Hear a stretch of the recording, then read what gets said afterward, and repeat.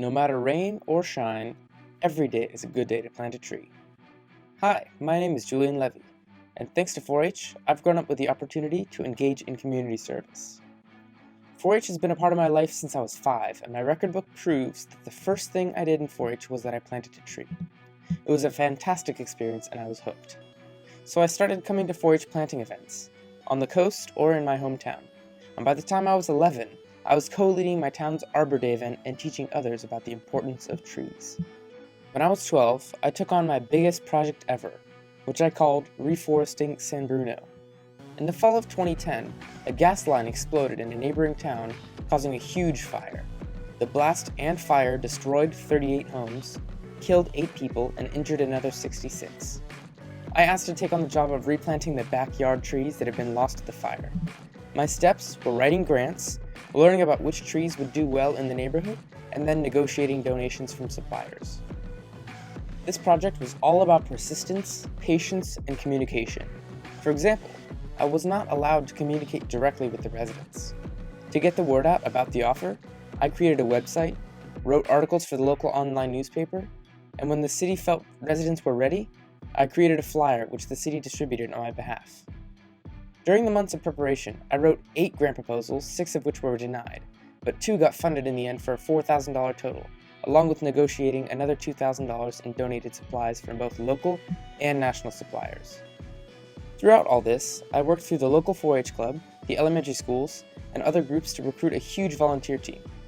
250 youth and adults came together to plant over 50 trees in the homeowners' backyards. The 4-H Million Trees Project gives youth experience in planting trees, but also in leadership, grant writing, and presentation skills, which I really needed to make Reforesting San Bruno happen. We work hard to get the word out about why trees are important and how youth can make a difference. Thanks to 4-Hers across the United States and the world, we planted our millionth tree in August. We were expanding our tree project to Malawi, but then we realized we can't plant trees if children don't have enough food.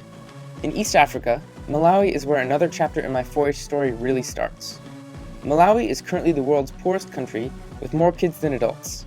Almost 70% of the people in Malawi are under the age of 24, and 46% of these people are malnourished. So I started a new project, which I call Seeding Malawi, together with the Urunji Childcare Trust, or UCCT, a group who we have been planting school tree nurseries with.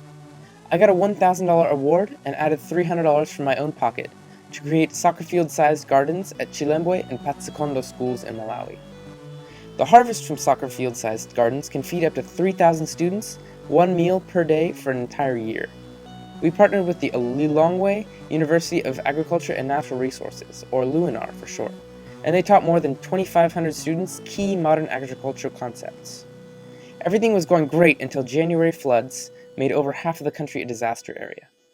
The gardens were washed away, and we found that Urunji had spent all the money on other projects, so we could not replant. It took 6 months, but I got a new grant for $1,000 thanks to the pollination project and Lévy Strauss, which my family matched. Gardens are being started at Nkukwa and Makunku schools, with Lunar students mentoring Nkukwa and a permaculture institute mentoring Makunku. Inspired by Seeding Malawi, a similar project is launching in Uganda with gardens and 4-H clubs started at 1 school and funding secured for 2 more. Through 4-H, I've had the chance to grow into someone who has the confidence to keep finding ways to help my community and my world, and the persistence to keep trying when the road gets hard because the results are so important to me.